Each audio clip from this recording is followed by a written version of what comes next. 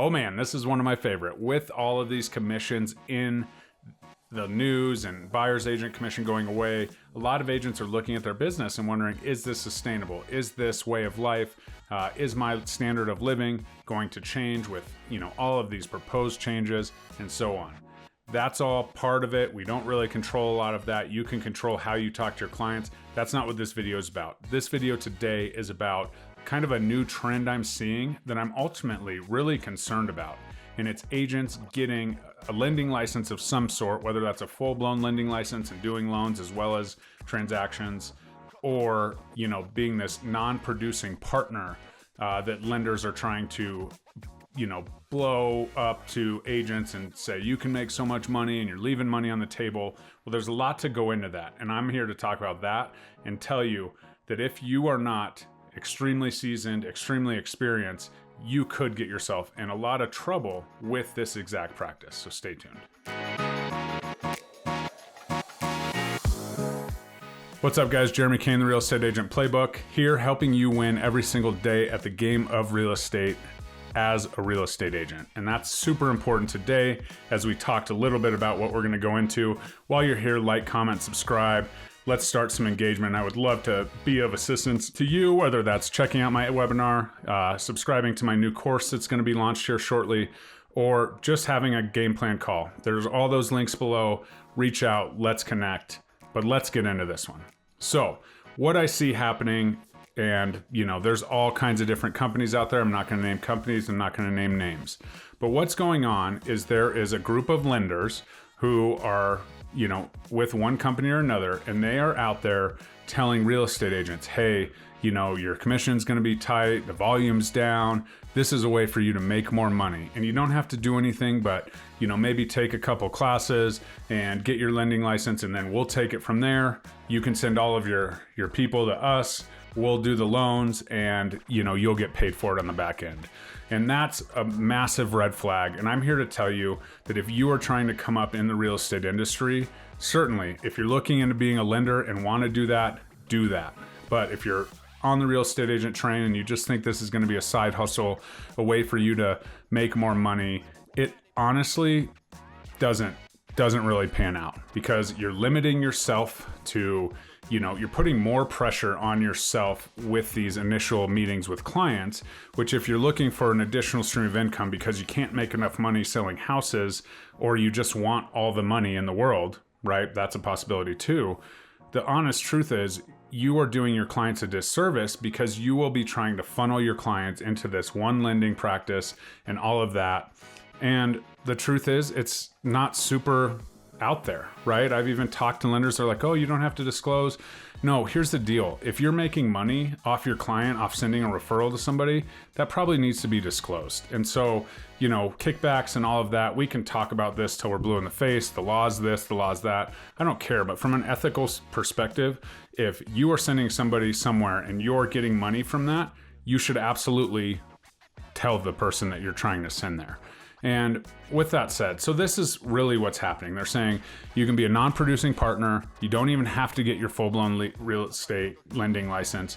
You can be licensed in X amount of states, and we can do this. And essentially, what the lender is wanting you to do is be their marketing director and drive a bunch of loans their way. And they know if they get you signed up and in this program to get these kickbacks, that you're going to be more likely to send them loans than you are already.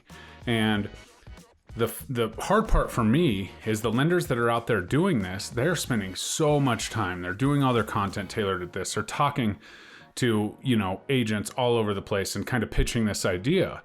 But if they're the ones that are building this kind of deal out, how much are they doing in the loan world? How many loans are they doing?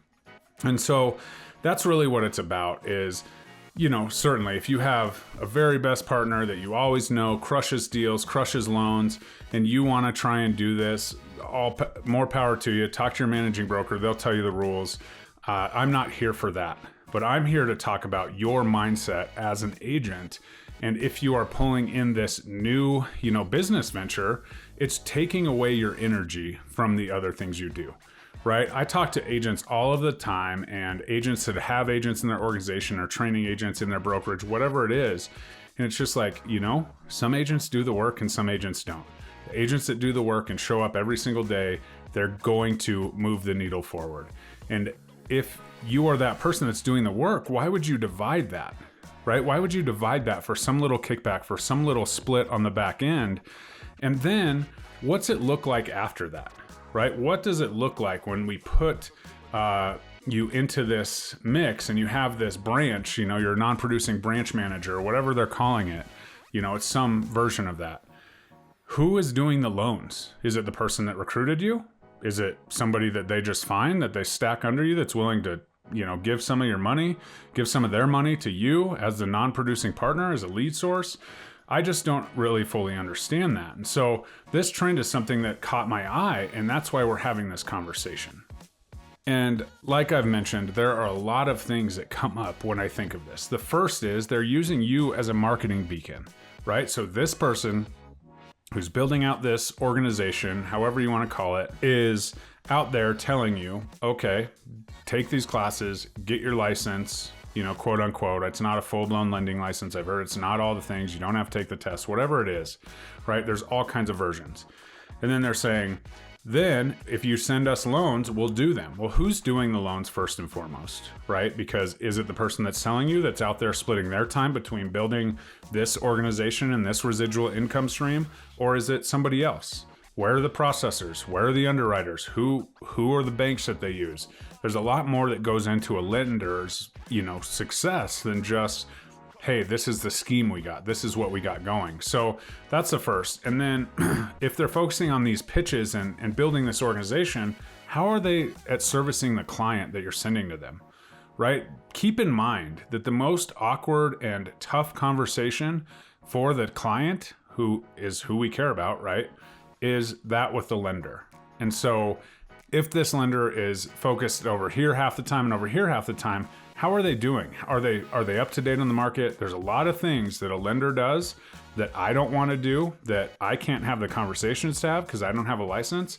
And so if this lender is splitting their time, is that the service that you want to be passing down? I don't care if you're getting a kickback, right? There is no kickback if the loan doesn't get done in time, or you're putting your earnest money at risk or whatever. And I'm not saying all of these people that are building these are bad, but you just have to kind of sit back and think. I want somebody that I send my clients to, or give them a referral, to be 100% in on lending. Certainly, they're going to have their relationships. They're going to manage their relationships with other agents.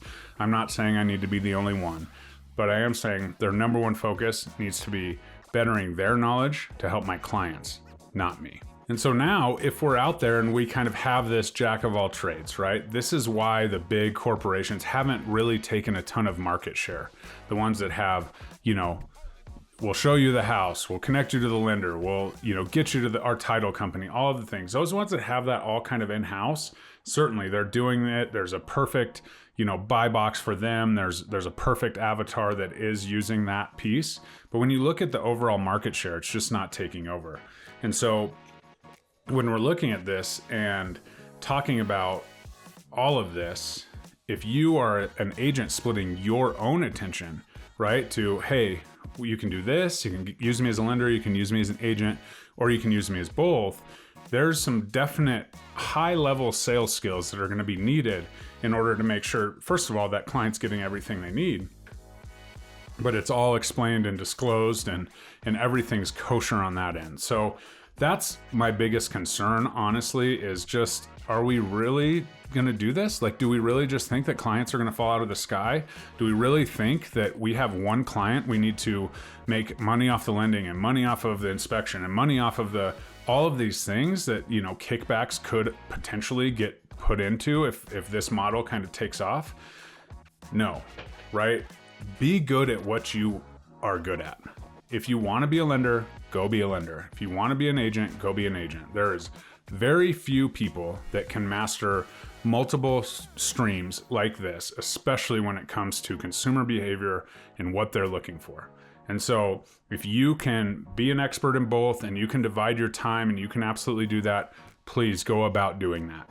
However, if it's just, oh, this side hustle, and this isn't people going to the top of the top. Certainly they're going to broker owners, team leads, producers. I get it, right? I've heard the pitch several times. I'm not doing it, right? But if you're stepping back and looking at it, is this really what's best for your career, for your energy, for what's going on? Because I know, especially in our world of niching down and all the things and the abundance mindset that can come, if you're scarcity mindset working with one client and trying to get the maximum amount of dollar out of that client, it's likely their experience will not be great in one or all of the things, right? I tell my new build people all the time, because the builders are kind of set up like this, not necessarily the same kind of setup, but they have lenders, they have title, they have sales reps, all the things. And I always tell my clients, one part of the process of a new build sucks. It's either the construction part, it's the loan part, it's the closing and possession part, or it's the warranty part. Same goes for this model as you go. You cannot be a master of all the things. And I get it. You don't have to be the master of the loan, but the person that you're, the branch manager for certainly does. And you're kind of tied to that person. And if that person's taking some of their money, in the broker world, the broker kind of controls that commission piece.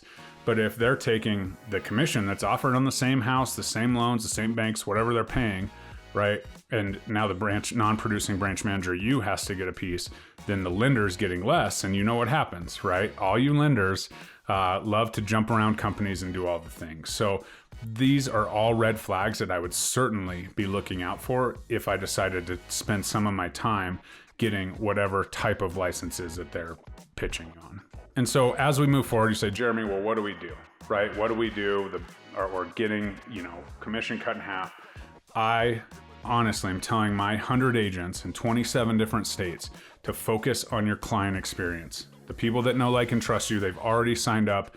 Make sure they are having the very best service. And if there's not a lot of those people, because you're newer to the industry, take your sphere and expand it. This is exactly what I talk about in my course. Certainly I live where I grew up. I went to high school here. I moved up north an hour for college and came right back. I get it, right? I have the sphere built in. But in my course, I go through exactly how to build a sphere, both systematically and strategically, to make this a reality, to make your entire business model run almost on autopilot with people that already know, like, and trust you, that you do not have to, get every single piece of the pie when it comes to their real estate transaction. I promise you that if you are providing white glove service and all of the things versus taking this one person and trying to get everything from it, you will have a more lucrative payoff with just providing the absolute best value with what you're good at. So if you want to talk about that, let's book a call.